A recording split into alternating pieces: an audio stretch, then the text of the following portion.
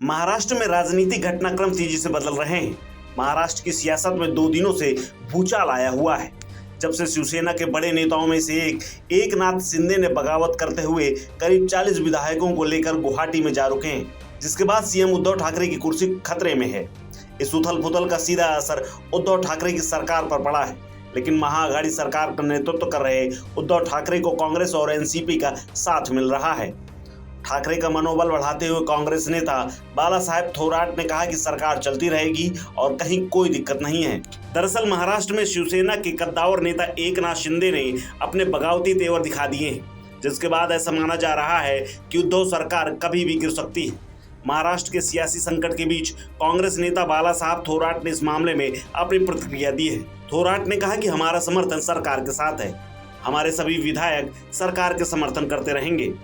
महाराष्ट्र के राजनीतिक संकट को लेकर सवाल किया गया तो इस सवाल के जवाब में कांग्रेस नेता और मंत्री बाला साहब थोराट ने कहा कि कोई कठिनाई नहीं है, सरकार पूरे 5 साल तक चलती रहेगी। कैबिनेट बैठक में नियमित विषयों पर चर्चा हुई है, साथ ही कोविड को लेकर के भी बातचीत हुई है। महाराष्ट्र कैबिनेट की बैठक के बाद कांग्रेस नेता और मंत्री बाला साहब थोराट से मीडिया कर्मियों ने बात की थी। कांग्रेस लेजिस्लेटिव पार्टी की मीटिंग अभी शुरू है।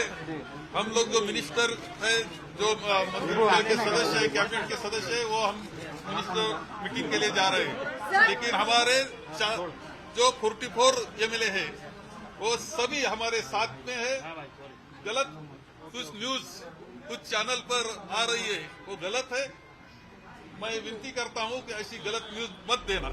आपको बता दें कि इससे पहले मीडिया में चर्चा थी कि महाराष्ट्र सरकार के मंत्री और कांग्रेस के वरिष्ठ नेता बाला साहब थोराट इस्तीफा दे सकते हैं। महाराष्ट्र में एमएलसी चुनाव के नतीजों के ठीक बाद से उथल पुथल मची हुई है, जिसके बाद कांग्रेस पार्टी ने कमलनाथ को पर्यवेक्षक बनाकर भेजा है, जहां उन्होंने कांग्रेस नेताओं के साथ बैठक की और बैठक के बाद कमलनाथ ने कहा कि हमारा समर्थन सरकार को जारी रहेगा।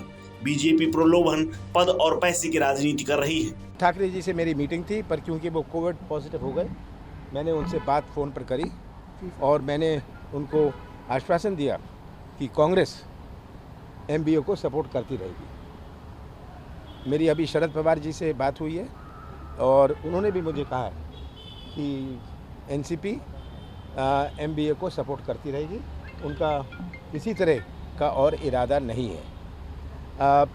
मुझे पूरा विश्वास है कि शिवसेना में जो बागी हैं, ये शिवाजी महाराज का प्रदेश है। शिवाजी महाराज के प्रदेश को कलंकित नहीं करेंगे।